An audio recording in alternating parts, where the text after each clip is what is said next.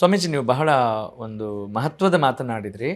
ಬರೀ ಗಣಿತ ಶಾಸ್ತ್ರ ಅಥವಾ ಕ್ಯಾಲ್ಕುಲೇಷನ್ ಅಷ್ಟೇ ಅಲ್ಲ ಜ್ಯೋತಿಷ್ಯ, ಅದರಲ್ಲಿ ಅನುಷ್ಠಾನ ಬಲ ಕೂಡ ಇದ್ದರೆ ಬಹಳ ಒಳ್ಳೆಯದು ಅಂತ. ಹೀಗಿರುವಾಗ ಇವತ್ತಿನ ಆಧುನಿಕ ಜಗತ್ತಲ್ಲಿ AI ಅಸ್ಟ್ರಾಲಜಿ ಅಂತ ಬಂದಿದೆ, ಆರ್ಟಿಫಿಷಿಯಲ್ ಇಂಟೆಲಿಜೆನ್ಸ್ ಅಸ್ಟ್ರಾಲಜಿ ಅಂತ ಬಂದಿದೆ. ತಾವು ಅದನ್ನು ಎಂಡೋರ್ಸ್ ಮಾಡ್ತೀರಾ, ಅದನ್ನು ಪುರಸ್ಕರಿಸ್ತೀರಾ, ಏನು ಹೇಳ್ತೀರಾ ಅದ್ರ ಬಗ್ಗೆ? ನೋಡಿ, ಗಣಿತದ ವಿಷಯದಲ್ಲಿ AI ನಾವು ಬೀಟ್ ಮಾಡಲಿಕ್ಕೆ ಸಾಧ್ಯ ಇಲ್ಲ. ಆದರೆ ದೈವಿಕವಾದಂಥ ಶಕ್ತಿ ಅದರ ಅವಶ್ಯಕತೆ ಇದೆ. ವಾಸ್ತವಿಕವಾಗಿ ಆ ದೈವಿಕವಾದಂಥ ಶಕ್ತಿಯನ್ನು ಎಷ್ಟೇ AI ಡೆವಲಪ್ ಮಾಡಿದ್ರೂ ಕೂಡ ಅದು ದೈವಿಕ ಶಕ್ತಿಯನ್ನು ಅದಕ್ಕೆ ಕೊಡಲಿಕ್ಕೆ ಸಾಧ್ಯ ಇಲ್ಲ. ಹಾಗಾಗಿ AI ಎಲ್ಲಿಯ ತನಕ ಉಪಯೋಗಿಸ್ಕೊಳ್ಬೋದು? ಈಗ ಉದಾಹರಣೆಗಾಗಿ ಒಬ್ಬನ ಕುಂಡಲಿಯನ್ನು ನಾವು ನಿರ್ಮಾಣ ಮಾಡಲಿಕ್ಕೆ, ಅಥವಾ ಕುಂಡಲಿಯಲ್ಲಿ ಯಾವ ಯಾವ ಯೋಗಗಳಿದ್ದಾವೆ ಅಂತ ಒಂದು ಲೀಸ್ಟ್ ಮಾಡ್ಕೊಳ್ಳಿಕ್ಕೆ, ಅಥವಾ ಇವನ ದಶಾಭುಕ್ತಿಗಳು ಯಾವಾಗ ಪ್ರಾರಂಭ ಆಗತ್ತೆ ಯಾವಾಗ ಮುಗಿಯತ್ತೆ ಅನ್ನೋದ್ರ ಒಂದು ಡೇಟ್ ತೆಗಿಲಿಕ್ಕೆ, ಇಂಥವುಗಳಿಗೆ ನಾವು AI ಉಪಯೋಗಿಸ್ಕೊಳ್ಬೋದು ಇವತ್ತು. ಅದರ ನಂತರದಲ್ಲಿ ಏನು ಫಲಾಫಲಗಳನ್ನು ಹೇಳುವಂಥದ್ದಿದೆ, ಆ ಫಲಾಫಲ ಹೇಳಲಿಕ್ಕೆ ನಿಮ್ಮ ಅನುಷ್ಠಾನದ ಅವಶ್ಯಕತೆ ಅಲ್ಲಿ ಇದ್ದೇ ಇರ್ತದೆ. ಯಾಕೆ AI ಕೂಡ ಎಷ್ಟೋ ನಾನು ಅದನ್ನ ಉಪಯೋಗಿಸಿ ನೋಡಿದ್ದೀನಿ. ಯಾಕಂದ್ರೆ ನಾನು ಆ ಒಂದು ಇರೋದ್ರಿಂದ ಅದನ್ನು ರಿಸರ್ಚ್ ಮಾಡಿದೆ. ನಾನು ಏನೇನು ಕೊಡುತ್ತೆ ಇದು, ಯಾವ ರೀತಿ ಅದರ ಆನ್ಸರ್ ಬರುತ್ತೆ, ಇದನ್ನ ಉಪಯೋಗಿಸೋದ್ರಿಂದ ಎಲ್ಲಿಯ ಮಟ್ಟಕ್ಕೆ ನಾವು ಅದನ್ನು ಎಲ್ಲಿಯ ತನಕ ಉಪಯೋಗಿಸಬಹುದು, ನಾವು ಎಲ್ಲಿ ಹೇಗೆ ಅದನ್ನು ಉಪಯೋಗಿಸ್ಕೊಳ್ಬಹುದು ಅನ್ನೋದ್ರ ಬಗ್ಗೆ ಬಹಳ ನಾನು ರಿಸರ್ಚ್ ಮಾಡಿದಾಗ ನನಗೆ ಅನಿಸಿರುವಂಥದ್ದು ಏನು ಅಂತಂದ್ರೆ, ಇದು ಬಹಳ ಹೆಲ್ಪ್ಫುಲ್ ಇದೆ. AI ಏನಿದೆ ಇದು ಜ್ಯೋತಿಷಿಗಳಿಗೆ ಬಹಳ ಹೆಲ್ಪ್ಫುಲ್ ಇರುವಂತಹ ವಿಷಯ. ಯಾಕೆಂದ್ರೆ ಈ ಜ್ಯೋತಿಷಿಗಳ ಸುಮಾರು 90% ಕೆಲಸಗಳನ್ನ ಅದು ಮಾಡಿಕೊಡುತ್ತೆ. ಜ್ಯೋತಿಷಿಗಳ ಕೆಲಸ ಮಾಡಿಕೊಡುತ್ತೆ, ಕೇಳುವವನ ಕೆಲಸ ಮಾಡ್ಕೊಡೋದಿಲ್ಲ.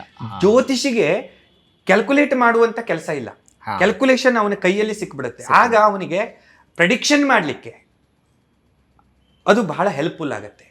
ಆ ಪ್ರೆಡಿಕ್ಷನ್ ಮಾಡಬೇಕಾದ್ರೆ ಯಾವಾಗ ನಿನ್ನ ಒಂದು ತಪಶಕ್ತಿ ಇದೆ, ನಿಮ್ಮ ಅನುಷ್ಠಾನ ಶಕ್ತಿ ಇದೆ, ಆವಾಗ ಆ ಒಂದು ಮಾತು ಕೇಳಿದವಂಥವನಿಗೆ ಸರಿಯಾದಂತಹ ಉತ್ತರ ಕೊಡುತ್ತೆ ಮತ್ತು ಅವನಿಗೆ ಅವನ ಸಮಸ್ಯೆಗಳಿಂದ ಹೊರಗೆ ಬರಲಿಕ್ಕೆ ಪರಿಹಾರವನ್ನು ಸೂಚನೆ ಮಾಡುತ್ತೆ.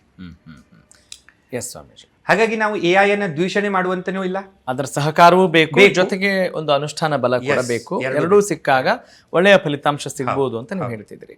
ಆದರೆ ಪ್ರಸ್ತುತ ವಿದ್ಯಮಾನವನ್ನು ಗಮನಿಸುವಾಗ, ವಿದ್ಯಮಾನಗಳನ್ನು ನಾವು ನೋಡುವಾಗ ಇವತ್ತಿನ ಸಮಾಜದಲ್ಲಿ ಎಷ್ಟು ಅಹಿತಕರ ಘಟನೆಗಳು ನಡೀತಾ ಇದ್ದಾವೆ, ಬೇಡದೇ ಇರುವಂಥದ್ದು ನಡೀತಾ ಇದ್ದಾವೆ. ಇವೆಲ್ಲವೂ ಆಗಲೇಬೇಕಾದಂಥ ಘಟನೆಗಳ, ಸಂಭವಿಸಲೇಬೇಕಾದಂಥ ಘಟನೆಗಳ, ಜ್ಯೋತಿಷ್ಯ ಶಾಸ್ತ್ರದ ಮೂಲಕ ಇದೆಲ್ಲವನ್ನು ಬಗೆಹರಿಸಲಿಕ್ಕೆ ಸಾಧ್ಯ ಇದೆಯಾ? ಪರಿಹಾರ ಸಿಗುತ್ತಾ ಸ್ವಾಮೀಜಿ? ಹಿಂದೆ ಅದೇ ಅಂದೆ, ನಾವು ಹಿಂದೆ ಮಾತಾಡಬೇಕಾದ್ರೆ ಹೇಳಿದ್ವಿ, ರಾಮರಾಜ್ಯ ಆಗಬೇಕಾದ್ರೆ ಅಲ್ಲಿ ಹಿಂದ್ಗಡೆ ಒಬ್ಬ ವಸಿಷ್ಠ ಇದ್ದ ಅನ್ನುವಂಥದ್ದು. ಇವತ್ತು ನಮ್ಮ ಎಲ್ಲ ಏನು ಸೆಕ್ಟರ್ಗಳಿದ್ದಾವೆ ಇದು ಧರ್ಮದಿಂದ ಭಿನ್ನವಾಗಿ, ಧರ್ಮವನ್ನು ಬಿಟ್ಟು ನಡೀತಾ ಇರುವಂಥ ಸೆಕ್ಟರ್ಗಳು. ಇವತ್ತಿನ ರಾಜಕೀಯಕ್ಕೂ ಧರ್ಮಕ್ಕೂ ಸಂಬಂಧ ಇಲ್ಲ. ನಮ್ಮ ಸಮಾಜಕ್ಕೂ ಧರ್ಮಕ್ಕೂ ಸಂಬಂಧ ಇಲ್ಲ. ಸಮಾಜವೇ ಒಂದು ಮುಖದಲ್ಲಿ ಹೋಗ್ತಾ ಇದೆ, ಧರ್ಮ ಹೇಳೋದೇ ಇನ್ನೊಂದು. ಈಗ ಧರ್ಮ ಹೇಳುತ್ತೆ ಸತ್ಯಂ ವದ ಧರ್ಮಂ ಚರ, ನೀನು ಸತ್ಯವನ್ನೇ ಹೇಳಬೇಕು, ಇದು ಧರ್ಮ ಹೇಳುತ್ತೆ. ಆದ್ರೆ ಯಾರು ಕೇಳೋರು ಯಾರು? ಈಗ ಜ್ಯೋತಿಷ್ಯ ಶಾಸ್ತ್ರದ ಮಹತ್ವ ಏನು ಬಂತು? ಅದೇ ಅಂತಿನ ಇದು ಇವತ್ತಿನ ಜಗತ್ತಿನಲ್ಲಿ ಏನಿದೆ. ಇವತ್ತು ನೀವು ಒಂದು ಪ್ರಶ್ನೆ ಮಾಡಿದ್ರಿ, ಇದೆಲ್ಲ ನಡೀತಾ ಇದೆಯಾ, ಯಾಕೆ ನಡೀತಾ ಇದೆ? ಇದು ಎಲ್ಲ ನಮ್ಮ ಕರ್ಮಕ್ಕೆ ಅನುಗುಣವಾಗಿ ನಡೆಯುವುದು. ಜಗತ್ತಿನಲ್ಲಿ ಇಡೀ ಜಗತ್ತನ್ನ ನಡೆಸ್ತಾ ಇರುವುದು ಒಂದೇ ಒಂದು, ಏನು? ಕರ್ಮ. ನೀನು ಮಾಡಿದ ಕರ್ಮ ಇವತ್ತು ನೀನು ಹೀಗಿದ್ದೀಯ, ನಾನು ಮಾಡಿದ ಕರ್ಮ ನಾನು ಹೀಗಿದ್ದೆ. ಒಬ್ಬ ಚೀಫ್ ಮಿನಿಸ್ಟರ್ ಆಗ್ತಾನೆ, ಅವನ ಕರ್ಮ ಆಗಿದೆ. ಒಬ್ಬ ಸ್ಲಮ್ನಲ್ಲಿ ಹುಡ್ತಾ ಇದ್ದಾನೆ, ಅವನ ಕರ್ಮ ಆಗಿದೆ. ಆದರೆ ಒಂದು ನಮ್ಮ ಕಾಲದಲ್ಲಿ ನಮ್ಮ ಹಿಂದಿನವರು ಹೇಳಿದ್ರು, ಸತ್ಯಯುಗ ಅಂತ ಒಂದು ಯುಗ ಇತ್ತು, ಅದರಲ್ಲಿ ಎಲ್ಲರೂ ಆರಾಮಾಗಿದ್ರು. ದ್ವಾಪರ ಯುಗ ಬಂತು, ತ್ರೇತಾಯುಗ ಬಂತು, ಅದರಲ್ಲಿ ಧರ್ಮ ಒಂದು ಭಾಗ ಕಳ್ಕೊಳ್ತು, ಹಾಗೂ ಅಡ್ಡಿಲ್ಲ, ರಾಮನಂತಹ ಒಬ್ಬ ರಾಜನನ್ನ ನಾವು ನೋಡಿದ್ವಿ. ಆಮೇಲೆ ದ್ವಾಪರಾಯುಗ ಬಂತು, ಅದರಲ್ಲಿ ಅರ್ಧ ಧರ್ಮ ಅರ್ಧ ಅಧರ್ಮಕ್ಕೆ ಸೇರ್ಕೊಂತು. ಈಗ ಕಲಿಯುಗ ಇದೆ, ಕಲಿಯುಗದಲ್ಲಿ 25% ಮಾತ್ರ ಧರ್ಮ ಇದೆ, 75% ಅಧರ್ಮ ಇದೆ. ಹಾಗೆ ಅಂದ್ರೆ ನಾವು ಹೀಗೆ ಧರ್ಮವನ್ನು ಬಿಟ್ಕೋತ ಬಂದಿರೋದ್ರಿಂದಲೇ ಇವತ್ತಿನ ಈ ಸ್ಥಿತಿಯಲ್ಲಿ ನಾವು ಇದ್ದೇವೆ. ಜ್ಯೋತಿಷ್ಯ ಹೇಳುವುದು ಏನು? ಜ್ಯೋತಿಷ್ಯ ಮಾರ್ಗ ತೋರಿಸುತ್ತೆ. ಅಂದ್ರೆ ನೀನು ಹಿಂದೆ ಜ್ಯೋತಿಷ್ಯ ಅಂದ್ರೆ ವಾಸ್ತವಿಕವಾಗಿ ಈಗ ನಿಮ್ಮ ಜಾತಕ ಅಂತಂದ್ರೆ ಏನು? ನಾವು ಹೇಳ್ತೇವೆ ನಿಮ್ಮ ಜಾತಕದಲ್ಲಿ ಗುರು ಉಚ್ಚನಾಗಿದ್ದಾನೆ, ರವಿ ನೀಚನಾಗಿದ್ದಾನೆ, ಈ ಗ್ರಹವನ್ನು ನೋಡುತ್ತೆ, ಈ 2 ಗ್ರಹಗಳ ಗ್ರಹ ಯುದ್ಧ ನಡೀತಾ ಇದೆ, ಒಂದಿಷ್ಟು ಅಸ್ತ ಆಗಿದೆ, ಅದೊಂದು ಅಸ್ತ ಆಗಿದೆ, ಈಗೆಲ್ಲ ಅಂತೀವಿ. ಅದರಿಂದ ಏನು ಗೊತ್ತಾ? ಹೌದಪ್ಪ, ಅಲ್ಲ, ನಾವು ಹೇಳ್ತೀವಿ ನೋಡಿ, ಸೂರ್ಯ ನೀಚನಿದ್ದಾನೆ ಅಲ್ರಿ, ಸೂರ್ಯ ಇದ್ದಾನೆ, ಅಲ್ಲೇ ಇದ್ದಾನೆ, ಅವ್ನ್ ದಿವಸ ಬೆಳಗಾಗಿದ್ರೆ ಅವ್ನು ಬರ್ತಾನೆ ಇದ್ದಾನೆ, ಹೋಗ್ತಾನೆ ಇದ್ದಾನೆ. ಪ್ರಶ್ನೆ ನೀವೇ ಹೇಳ್ಬಿಟ್ರಿ, ಅವ್ನು ನೀಚ ಆಗೋದೇನು? ಆಮೇಲೆ ನಿಮಗೆ ರಾಹು ಕ್ರೋಧನಾಗಿದ್ದಾನೆ ಅಲ್ರಿ, ರಾಹು ಅವನಷ್ಟಿಗೆ ಅವನಿದ್ದಾನೆ, ಅವ್ನು ಯಾಕೆ ಕ್ರೋಧ ಆಗ್ತಾನೆ? ಈಗ ಕುಜ ನಿಮ್ಮಲ್ಲಿ ಕುಜನಿಂದ ನಿಮಗೆ ಸಮಸ್ಯೆ ಅಲ್ಲ, ಕುಜ ಅಲ್ಲಿದ್ದಾನೆ, ಅವನಿಂದ ನಿನಗೆ ಯಾಕೆ ಸಮಸ್ಯೆ ಪಾ? ಕರೆಕ್ಟ್. ಎಸ್ ಸ್ವಾಮೀಜಿ, ಬಹಳ ವೆರಿ ವಾಸ್ತವಿಕವಾಗಿ ನೋಡಿ, ಮೆಥಮೆಟಿಕ್ಸ್ ಅನ್ನ ನಾವು ಮಾಡಬೇಕಾದ್ರೆ, ಗಣಿತವನ್ನ ಮಾಡಬೇಕಾದ್ರೆ ಸಂಖ್ಯೆಗಳನ್ನ ಬಳಸ್ತೇವೆ. ಹೌದು, ಸಂಖ್ಯೆ ಗಣಿತ ಅಲ್ಲ ಹಾ ಅಲ್ವಾ? ಹೌದು, ಗಣಿತ ಮಾಡ್ಲಿಕ್ಕೆ ಸಂಖ್ಯೆಗಳನ್ನ ಯೂಸ್ ಮಾಡ್ತೀವಿ. ಕರೆಕ್ಟ್. ಈಗ ಗಣನೆ ಮಾಡಿಕೊಳ್ಳಲಿಕ್ಕೆ ನಾವು ಯೂಸ್ ಮಾಡುವಂತ ಸಿಂಬಾಲ್ಸ್ ಅಲ್ವಾ? ಒಂದೊಂದು ಸಿಂಬಾಲ್ ಇದೆ. ಈಗ ಕನ್ನಡದಲ್ಲಿ ಒಂದು ಬರೆಯೋದು ಬೇರೆ, ಇಂಗ್ಲಿಷ್ ನಲ್ಲಿ ಒಂದು ಬರೆಯೋದು ಬೇರೆ, ರೋಮನ್ ದಲ್ಲಿ ಒಂದು ಬರೆಯೋದು ಬೇರೆ ಅಲ್ವಾ? ಪ್ರತಿ ಅವರವ್ರ ಲ್ಯಾಂಗ್ವೇಜ್ ನಲ್ಲಿ ಬೇರೆ ಬೇರೆ ಇದೆ. ಹಿಂದಿಯಲ್ಲಿ ಬೇರೆ ಬರಿತೀವಿ, ದೇವನಾಗರಿಯಲ್ಲಿ ಹಿಂದಿಯಲ್ಲಿ ಒಂದೇ ರೀತಿ ಬರಿತೀವಿ. ಹೀಗೆ ನಂಬರ್ಸ್ ಗಳನ್ನ ನೀವು ಯೂಸ್ ಮಾಡ್ಕೊಂಡ್ರಿ, ಆದ್ರೆ ನಂಬರಿನ ಸಿಂಬಾಲ್ಗಳು ಏನಿದ್ದಾವೆ ಅವು ಗಣಿತವಲ್ಲ. ಗಣಿತ ಇರೋದೇನು ಬೇರೆ, ಅದನ್ನು ಯೂಸ್ ಮಾಡ್ಕೊಳ್ತಾ ಇದ್ದೀವಿ ಗಣಿತಕ್ಕೆ. ಹಾಗೆ ಗ್ರಹಗಳನ್ನ ನಾವು ಇಲ್ಲಿ ಯೂಸ್ ಮಾಡ್ಕೊಳ್ತಾ ಇದ್ದೀವಿ. ಯಾವುದಕ್ಕಾಗಿ? ನಿನ್ನ ಪಾಪ ಪುಣ್ಯಗಳನ್ನ ಅಳೆಯಲಿಕ್ಕಾಗಿ. ಈ ಜ್ಯೋತಿಷ್ಯದಲ್ಲಿರುವಂತಹ ಜಾತಕ ಅಂತಂದ್ರೆ ನಿಮ್ಮ ಹಿಂದಿನ ಜನ್ಮಾಂತರದಿಂದ ಹಿಡಿದು ಇಲ್ಲಿಯ ತನಕ ಮತ್ತು ಇನ್ನು ಮುಂದಿನ ಜನ್ಮಗಳಿಗೆ ಹಿಂದಿನ ಜನ್ಮದ ಕರ್ಮಗಳು ಹೇಗೆ ಕಾರಣವಾಗುತ್ತದೆ ಅನ್ನುವುದರ ಸ್ಕ್ಯಾನಿಂಗ್ ರಿಪೋರ್ಟ್ ಅದು. ಈಗ ನಿಮ್ಮ ಡಾಕ್ಟರ್ ಹತ್ರ ನೀವು ಹೋಗ್ತೀರಿ, ಹೋದಾಗ ಹೇಳ್ತೀರಿ ಹೊಟ್ಟೆ ನೋವ್ತಾ ಇದೆ ಅಂದಾಗ ಡಾಕ್ಟರ್ ಮೊದ್ಲು ಕೇಳೋದೇನು, ನಿನ್ನೆ ಏನ್ ತಿಂದಿದ್ರಿ ಅಂತ. ಅಥವಾ ನಿಮ್ಮ ಫುಡ್ ಸಿಸ್ಟಮ್ ಹೆಂಗಿದೆ, ನೀವು ಹಿಂದೆ ಏನೇನು ತಿಳ್ಕೊಂಡು ಬಂದಿದ್ರಿ ನೋಡಿ, ಅದನ್ನೆಲ್ಲ ಅವನು ಕೇಳ್ತಾನೆ. ಕೇಳಿದ ಮೇಲೆ ಅವನು ಏನ್ ಮಾಡ್ತಾನೆ, ನಿಮ್ಗೊಂದು ಮಿಷನ್ ದಲ್ಲಿ ಅವನು ಎಂಡೋಸ್ಕೋಪಿನೋ ಏನೋ ಒಂದು ಮಾಡ್ತಾನೆ. ಮಾಡಿದಾಗ ನಿಮ್ಮ ಬಾಡಿಯ ರಿಪೋರ್ಟ್ ಬರುತ್ತೆ. ಈ ಬಾಡಿಯಲ್ಲಿ ಇಂತಿಂಥ ಅಂಶಗಳು ಕಡಿಮೆ ಇದಾವೆ, ಇಂಥ ಅಂಶಗಳು ಹೆಚ್ಚಿದಾವೆ, ಇಂಥ ಅಂಶದಿಂದಾಗಿ ಇವನಿಗೆ ಇಂಥ ಪ್ರಾಬ್ಲಮ್ ಆಗಿದೆ, ಅಥವಾ ಕರಳಿನ ಪ್ರಾಬ್ಲಮ್ ಆಗಿದೆ, ಅಥವಾ ಸ್ಟಮಕ್ನಲ್ಲಿ ಇನ್ನೊಂದು ಏನೋ ಒಂದು ಸಮಸ್ಯೆ ಆಗಿದೆ. ಇವೆಲ್ಲವುಗಳಿಗೆ ಇದು ಮೆಡಿಕಲ್ ಅಂತ ಬಂದಾಗ ಅದು ವಾಸ್ತವದಲ್ಲಿ ಹೇಗಿದೆ ಅಂತ ನಾವು ಒಪ್ಕೊಂಡು ಬಿಡ್ತೇವೆ. ಆದರೆ ನೀವು ಹೇಳುವಂಥ ಈ ಒಂದು ಅನಾಲಿಸಿಸ್ ಜ್ಯೋತಿಷ್ಯದಲ್ಲಿ ವಾಸ್ತವದಲ್ಲಿ ಅಪ್ಲೈ ಆಗ್ತಾ ಇದೆಯಾ? ಅದನ್ನ ಹೇಳ್ತೇನೆ ನಾನು.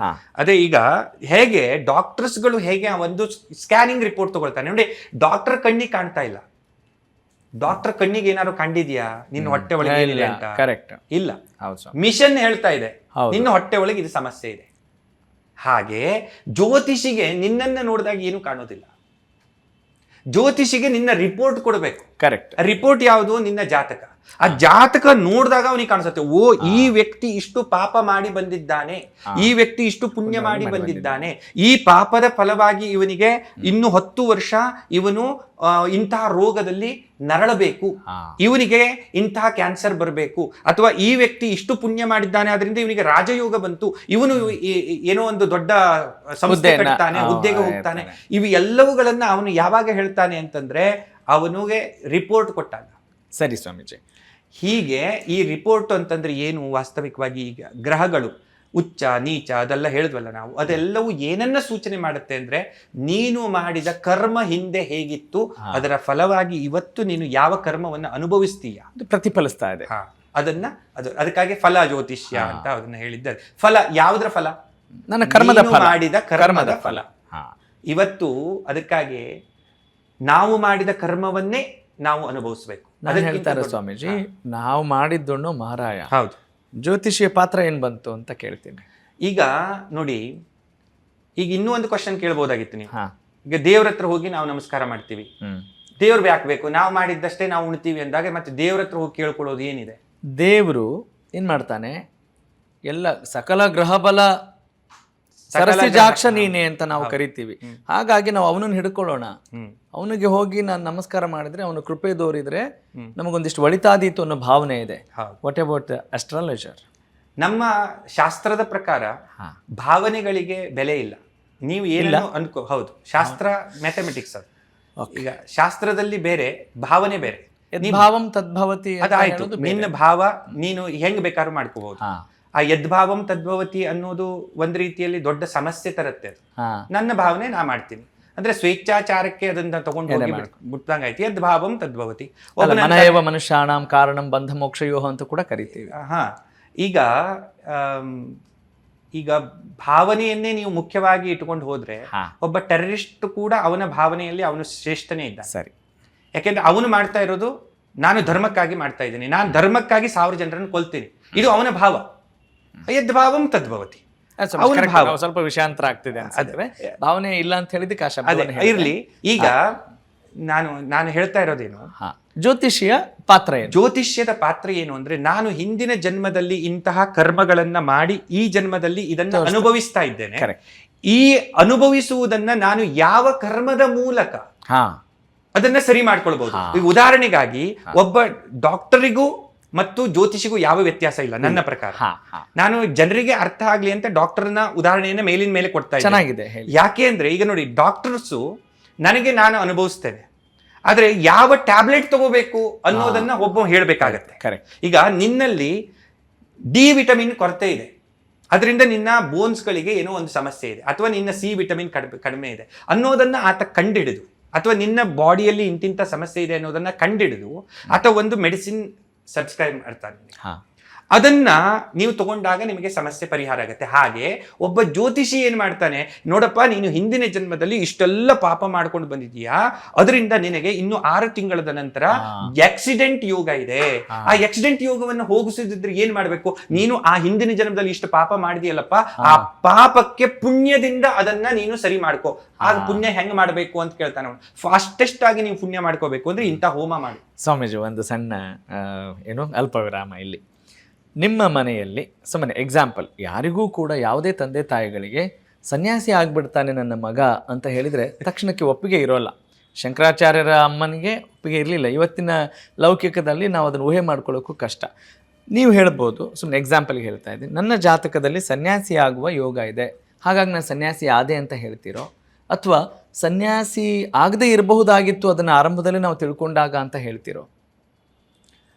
ಇಲ್ಲ, ನನ್ನ ಪ್ರಶ್ನೆ ನಿಮ್ಗೆ ಅರ್ಥ ಆಯ್ತು ಅನ್ಕೊಳ್ತೀನಿ. ನನ್ನ ಜಾತಕದಲ್ಲಿ ನಾನು ಯಾವಾಗ ಜ್ಯೋತಿಷ್ಯವನ್ನ ಕಲಿತೆ, ಹಾ, ಅಂದ್ರೆ ನನಗೆ ವೆಂಕಟರಮಣ ಪಂಡಿತ್ ಅಂತ ಹೇಳಿ ಅವರು ನನಗೆ ಜ್ಯೋತಿಷ್ಯವನ್ನ ಪ್ರಾರಂಭ ಮಾಡಿಸಿದ್ರು. ಹಾ ಸ್ವಾಮಿ. ಅಂದ್ರೆ ಅವರಿಂದ ನನಗೆ ಗ್ರಹಗಳ ಸ್ಥಿತಿಗಳು ಇವೆಲ್ಲ ಗೊತ್ತಾಯ್ತು. ಆಮೇಲೆ ನನಗೆ ಸಂಸ್ಕೃತದ ಒಳ್ಳೆಯ ಜ್ಞಾನ ಇರೋದ್ರಿಂದ ನಾನು 100 ಗ್ರಂಥಗಳನ್ನ ಓದ್ಕೊಂಡೆ.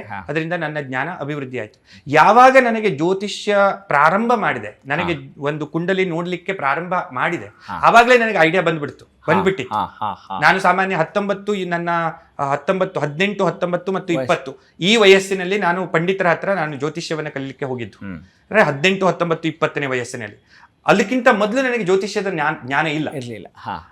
ಅಲ್ಲಿಯ ನಂತರ ನನಗೆ ಐಡಿಯಾ ಬಂದ್ಬಿಡ್ತು, ನನ್ನ ಜಾತಕದಲ್ಲಿ ಇಂತಿಂತದ್ದು ನಾನು ಇವತ್ತಿಗೂ ಪ್ರೆಡಿಕ್ಟ್ ಮಾಡಿ ಇಟ್ಕೋತೇನೆ. ನನ್ನ ಮುಂದಿನ 3 ವರ್ಷದ ನಂತರ ಏನಾಗತ್ತೆ ಅನ್ನೋದು ನಾನು ಇವತ್ತೇ ಹೌದು ಮಾಡ್ತೇನೆ. ಮಾಡಿದ್ದನ್ನ ಅದಕ್ಕೆ ಏನು ಪರಿಹಾರ ಮಾಡ್ಕೊಳ್ಬೇಕು ಅನ್ನೋದನ್ನು ನಾನು ವಿಚಾರ ಮಾಡ್ತೇನೆ, ಮಾಡಿದ್ದಿದೆ. ಎಷ್ಟೋ ಸರಿ ನನ್ನ ಶಿಷ್ಯರು ಆಶ್ಚರ್ಯಪಟ್ಟಿದ್ದಾರೆ. ಏನು ಅಂತಂದ್ರೆ, ನಾನು ಏನೂ ಆಗದೇನೋ ಒಬ್ಬ ಡಾಕ್ಟರ್ ಹತ್ರ ಹೋಗಿ ಟ್ರೀಟ್ಮೆಂಟ್ ತಗೊಳ್ತೇನೆ. ನನಗೇನೂ ಆಗಿರೋದಿಲ್ಲ, ನನಗೆ ಏನೂ ಆಗಿರೋದಿಲ್ಲ, ಡಾಕ್ಟರ್ ಹತ್ರ ಹೋಗ್ತೇನೆ, ಹೋಗಿ ಟ್ರೀಟ್ಮೆಂಟ್. ಅವ್ರು ಅಂತಾರೆ, ಗುರುಗಳೇ ನೀವ್ ಯಾಕೆ ಏನೂ ಆಗಿಲ್ಲ ನಿಮ್ಗೆ, ಸುಮ್ನೆ ಯಾಕೆ ಹೋಗಿ ಟ್ರೀಟ್ಮೆಂಟ್ ತಗೊಂಡ್ರೆ? ಆಮೇಲೆ ಅವ್ರ ಹತ್ರ ಮೆಡಿಸಿನ್ಸ್ ಅನ್ನ ತಗೊಂಡು ನಾನು ಏನ್ ಮಾಡಿದ್ದೀನಿ ಅಂತಂದ್ರೆ, ಮೆಡಿಸಿನ್ ತಗೊಳ್ಳೋದಿಲ್ಲ, ಆದ್ರೆ ಆ ಮೆಡಿಸಿನ್ಗೆ ದುಡ್ಡು ಹಾಕಿ ಬಂದಿದ್ದೀನಿ. ಇದು ವಿಚಿತ್ರ ಅನ್ಸುತ್ತೆ ನಿಮ್ಗೆ. ಯಾಕೆ ಅಂದ್ರೆ, ನಾನು ಏನ್ ಕ್ಯಾಲ್ಕುಲೇಟ್ ಮಾಡಿದ್ದೆ ಅಂದ್ರೆ, ಈ ಡಾಕ್ಟರ್ಗೆ ನಾನು ಈ ಸಂದರ್ಭದಲ್ಲಿ ಆರಾಮಿಲ್ಲ ಅಂತ ಇಷ್ಟು ದುಡ್ಡು ಕೊಡೋದಿತ್ತು ಅನ್ನೋದನ್ನ ನಾ ಕ್ಯಾಲ್ಕುಲೇಟ್ ಮಾಡಿದೆ. ನಾನು ಅವನಿಗೆ ದುಡ್ಡು ಕೊಡೋದಿತ್ತು, ಅದಕ್ಕಾಗಿ ನನಗೆ ಆರಾಮಿಲ್ದಂಗ ಆಗ್ತಿತ್ತು. ಅದನ್ನ ನಾನು ಏನ್ ಮಾಡ್ಬಿಟ್ಟೆ ಅಂದ್ರೆ, ಕರ್ಮವನ್ನ ಡೈರೆಕ್ಟ್ ಅವನಿಗೆ ದುಡ್ಡು ಕೊಟ್ಟು ಮುಗಿಸ್ಬಿಟ್ಟೆ. ನಾನು ಅನುಭವಿಸೋದು ಅಥವಾ ನಾನು ಈ ಔಷಧಿ ತಗೊಳ್ಳೋದು, ಇದು ನಾನು ಅದನ್ನ ಬೈಪಾಸ್ ಮಾಡಿದೆ.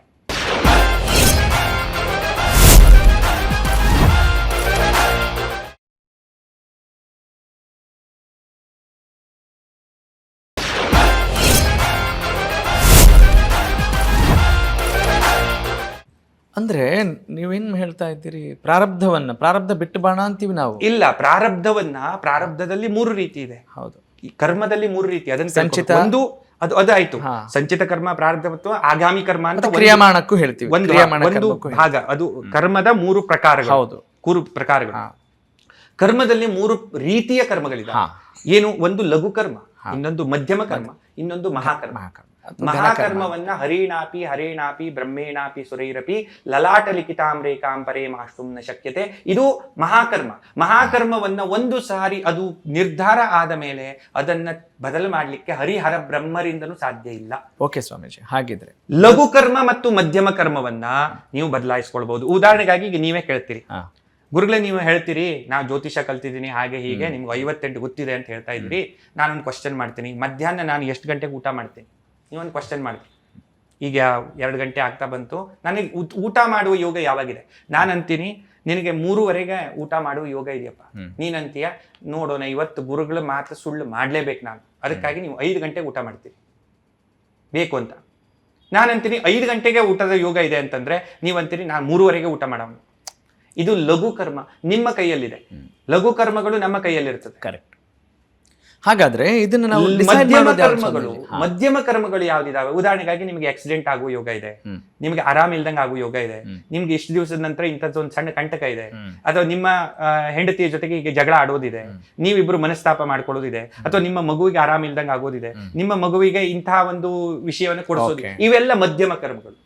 ಇದನ್ನ ಬಿಟ್ಟು ಮಹಾಕರ್ಮಗಳು, ನೀನು ಹೀಗೆ ಹುಟ್ಟಬೇಕು, ಇಂಥ ಹುಟ್ಟದ ಮೇಲೆ ಮುಗೀತು, ನೀನು ಹೀಗೆ ಹುಟ್ಟಬೇಕು, ನೀ ಈ ಸ್ತರದಲ್ಲಿಯೇ ಬದುಕಬೇಕು.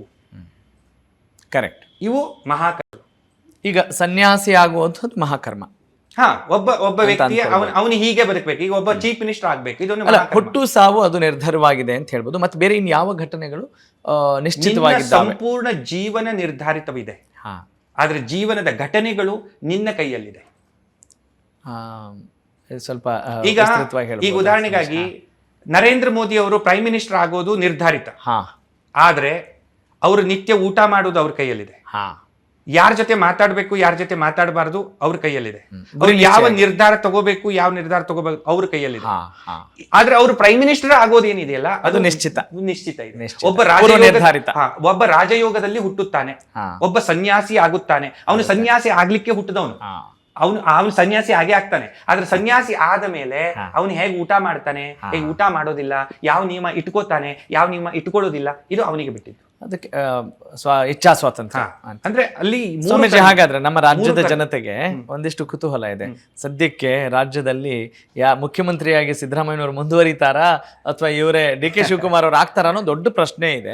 ಆ ಪ್ರಶ್ನೆಗೆ ಜಾತಕದ ಮೂಲಕ ಉತ್ತರ ಪಡೆಯುವಂತ ಸಾಧ್ಯತೆ ಇದೆಯಾ ಇಲ್ವಾ? ಜಾತಕದ ಮೂಲಕ ಉತ್ತರವನ್ನ 100% ಪಡಿಬಹುದು.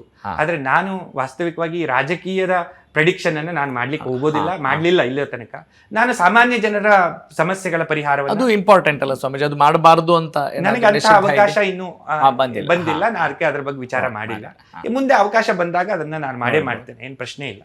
ಅಂದ್ರೆ ಅದನ್ನು ನೋಡ್ಬೇಕು, ಅವರ ಜಾತಕಗಳನ್ನ ನೋಡಿದಾಗ 100% ನಾವು ಹೇಳ್ಬೋದು ಇಂಥವನಿಗೆ ಈ ಜಾತಕದಲ್ಲಿ ಯೋಗ ಇದೆ, ಇವನಿಗೆ ಇಲ್ಲ ಅನ್ನೋದನ್ನ ನಾವು ಸ್ಪಷ್ಟವಾಗಿ ಹೇಳ್ಬೋದು.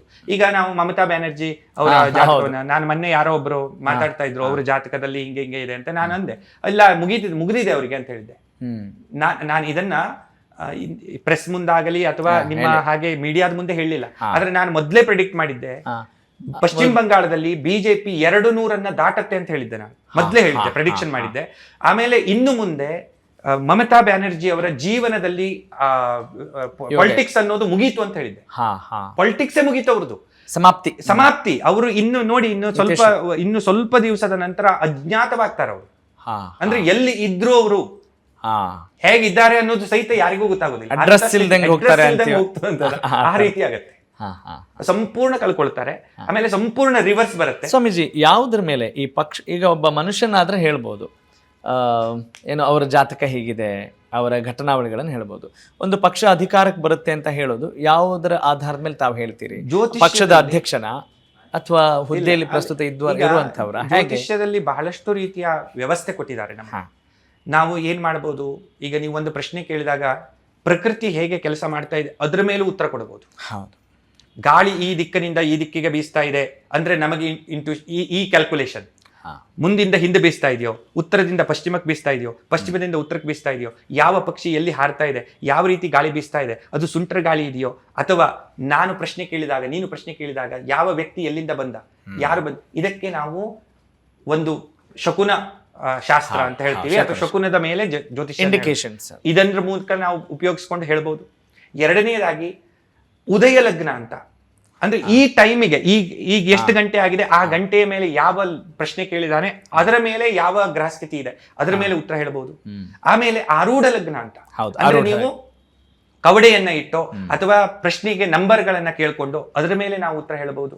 ಇಲ್ಲ ಅಂತಂದ್ರೆ ಆ ವ್ಯಕ್ತಿಯ ಜಾತಕ ಯಾವ ವ್ಯಕ್ತಿ ನಿಮ್ಮ ಪಕ್ಷದ ನಾಯಕನಿದ್ದಾನೆ, ಆ ವ್ಯಕ್ತಿಯ ಜಾತಕವನ್ನು ನೋಡಿಯೂ ನಾವು ಹೇಳ್ಬೋದು. ಆ ವ್ಯಕ್ತಿಯ ಜಾತಕ ಹಿಡಿದ್ರೆ 100% ಹೇಳ್ಬೋದು. ಯಾಕೆ ಅಂತಂದ್ರೆ ಆ ವ್ಯಕ್ತಿ ಒಳ್ಳೆಯ ಟೈಮ್ ನಡೆದಿತ್ತು ಅಂದ್ರೆ ಅವನ ಹಿಂದ್ಗಡೆ ಇರೋದು ಅವರಿಗೆಲ್ಲರಿಗೂ ಒಳ್ಳೆ ಟೈಮ್ ನಡೆಯುತ್ತೆ. ನಮ್ಮಲ್ಲಿ ಯಾವಾಗ್ಲೂ ಯಥಾ ರಾಜ ತಥಾ ಪ್ರಜಾ ಅಲ್ವಾ? ನಮ್ಮಲ್ಲಿ ಈಗ ಪ್ರಜಾಪ್ರಭುತ್ವ ಅಂದ್ರೆ ನಾವ್ ಏನ್ ಮಾಡಿದೀವಿ, ಯಥಾ ಪ್ರಜಾ ತಥಾ ರಾಜ, ಅವಾಂತರಗಳು.